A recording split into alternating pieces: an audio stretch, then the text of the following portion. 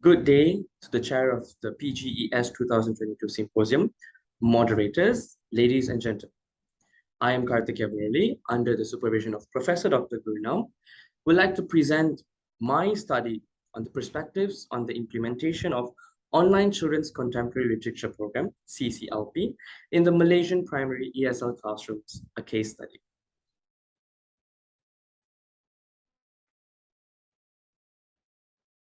Before going into my study, I would like to ask all of you a question. What comes to your mind when you look at this particular picture, this carpet? Yes, I'm sure all of you had a glimpse of Aladdin in this from this picture. Am I right? Yes, and that's what my topic is going to be about. I'm going to use this carpet as a representation of literature. I would say literature is a magic carpet that makes you travel around the world across diverse cultures, diverse traditions, diverse ethnicities, diverse languages. Everything comes out from literature.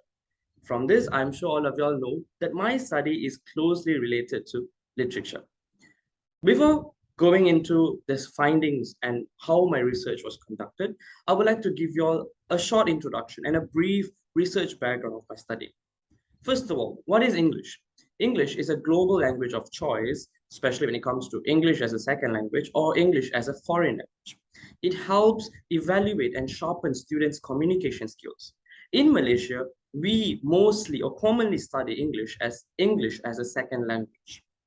When it comes to literature, literature is known as a gratifying path to language learning, where it shapes the learner's behavior based mostly on communication skills through literature components. Not only that, literature also exposes students to diverse language skills and cultures. Through this, it enhances the learner's reading habits. From this picture here, you can actually see the world of literature is a world where there is no reality except that of the human imagination. So with this, I would say that literature helps everyone to go beyond their major imagination, beyond their restriction, their limitations, think out of the box, critically analyze something, because language is something very, very wide, very open. But when you add on literature to it makes it even more open, even more broad, which allows everyone, especially students, to enjoy and also engage in the language well. Relating to our education symposium themes, my study would actually relate to one of the key goal of UNESCO and UNICEF. So what is UNESCO? UNESCO is actually an organization very much related to education, where they brought up this particular model of contemporary, I would say contemporary sustainability in education. This actually involves economy, society, and environment as a whole in sustainability, according to UNESCO. They have suggested many incorporation of teaching techniques, and one of the key techniques were literature, especially storytelling activities for students. UNICEF has launched Sustainable Development Goals, which were derived into UNESCO's Sustainable Educational Practices. So UNICEF launched this particular goals, and one of the goals, which was the fourth goal, was to provide quality education to students, such as providing learning opportunities equally for everyone, and also help the students develop their skills. So my research is highly connected and related to these goals, or also this model, because I am going to engage students into sustainability, especially sustainability in education through literature learning. In the Malaysian ESL classrooms, students are encouraged to learn or to become proficient in Bahasa Malaysia as well as English, according to the Malaysian Education Blueprint 2013 to 2025, specifically under Shift 2. They are exposed to expanded and compulsory literature. Not only that, they have also implemented many techniques or many activities to improve students' English learning, especially Common European Framework of Reference, CEFR, and also the MBM MBI program. where students are allowed or also encouraged to take part in class activities such as drama, role play, and also literature activities, and so on. With this, one of the predominant, I would say, uh, activity that was launched by the uh, Malaysian Education Ministry was the Children's Contemporary Literature Program, CCLP, in 2004. It is an intensive reading program that allows students to instill reading habit among themselves. It also enhances the primary school ESL pupils to improve their English language proficiency. By reading all of these literature materials, such as poems, short stories, and graphic novels, students are engaged, are also allowed to improve their language proficiency. But there was a shift of paradigm where, due to the COVID-19 pandemic, this program, CCLP program, was shifted to online learning. That is when things started to, I would say, deteriorate. The English language proficiency in 2019 to 2020, which is also the pre-phase of COVID-19, has dropped from 26th to 30th position. Not only that, it was also recognized that 80% of Malaysian university students are identified as reluctant studies. Along with that, primary students also were stated to face difficulties in learning English language. So all this have shown that students in Malaysia are facing challenges, also decreasing themselves in engaging with English language learning. Along with that, I would also like to say there was one gap where there were limited studies that looked into the implementation of online children contemporary literature program. So my study has taken these gaps into consideration and to come up with one solution where I explore, this study wanted to explore the perspectives of both ESL upper primary pupils and teachers on the implementation of the online CCLP program. Based on my reading and based on my review of literature, literature is known as an unification of reality and fiction, which creates a new imaginary. And when we divert it to modern literature, where students are exposed to contemporary literature programs, it is called also postmodern writing in the era of computers, robotics, modern mobile phones, and globalization, which incorporates a lot of technological activities into literature learning. Not only that, literature also allows, engages students to participate actively and also with practically implementing their ideas with hands-on experience. That is the best part of literature because everything comes out of just exposing yourselves, engaging yourselves into activities. I've done my study based on two underpinning theories, which were readers' response theories, where I would like to also see what were the readers' relationship with their reading, which is a key activity or a key principle when it comes to literature, and schema theory, where I would like to know how does students relate how do students relate the meaning of the literary texts that they read into their personal lives. Not only that, I also went through a few readings on digital learning, where I would like to see what were the students' expectation on digital or hybrid learning, I would say.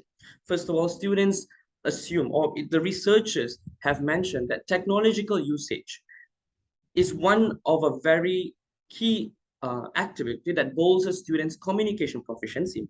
Along with that, students are also stirred in more indulged uh, version of learning with technology. And not only that, with this technological implementation, it has been stated that students are engaged in a more stimulating classroom condition. So with this, I would like to put up both language literature learning along with technological usage of class into one research study, and that's what is looked into from my research. Now, looking at the methodology that I have employed in my research would be a descriptive research design with a mixed methods approach.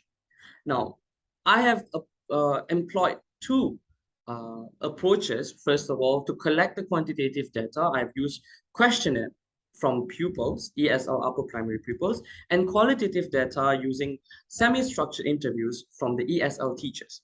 To analyze this, I've used descriptive analysis using SPSS Windows 27 for questionnaire analysis and thematic analysis for semi-structured interviews.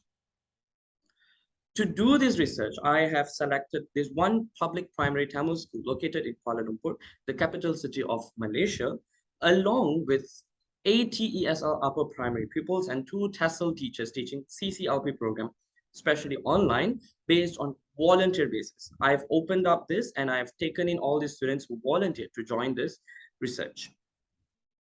Now, based on my study, I have found out that the overall mean score collected from students was 3.41, along with the standard deviation score 0.704. This shows that the students actually had a positive perception towards the online teaching of CCLP. And I've also noted that the implementation of CCLP has gained the highest mean score and the SD score, which showed that the teachers' roles were clearly executed in the implementation, and respondents' engagement in the literature lessons were also active. My second research question looked into the teachers' perceptions. And from the interview I've conducted with them, I've known that that teachers have actually used various sort of activities such as worksheets, comprehension exercises, teamwork projects, PowerPoint presentations, drama role play, arts and crafts activities, even though it was online. And the teachers have agreed that the online implementation of CCLP was moderately successful. But they've also had a certain suggestion, I would say, on questioning or on improving this CCLP implementation, which is why is there a separate book for CCLP when CEFR syllabus has all of this information as well? So these were the perception of the teachers. Third, I've also looked into the challenges faced in online implementation of CCLP, where the teachers and the students have faced lack of technological assistance, time constraints, lack of parental support and guidance in online learning, and complexity of CEFR syllabus. They have stated that these key challenges were one of their major difficulties that they faced during the online implementation of CCLP. Now, looking at all the findings of my study, it is implied that there is a need for in-house training for teachers, where teachers should be trained on CCLP syllabus, on how to conduct it, merged or incorporated syllabus, where there is no need of separate books like CEFR textbook, CEFR exercise book, CCLP poetry books, CCLP short drama books. To avoid this complexity, teachers and students have suggested to merge all of this together as one syllabus, which will be easier for both teachers and students to learn literature along with their English language lessons.